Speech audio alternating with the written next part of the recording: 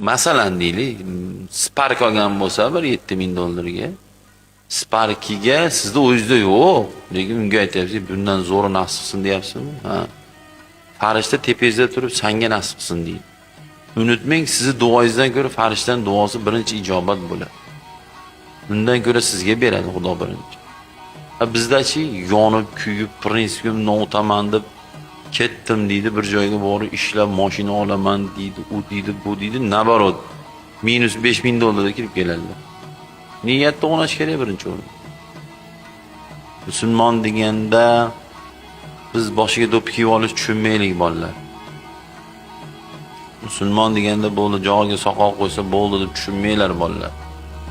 Musulmon deganda o'lgan dadasini yo onasini tushida ko'rsa holvetar qilish tushunmaylar. Bu holvetar, bu chalpa, bu diniy narsa emas bular. Yo isiriq, yo nimadir.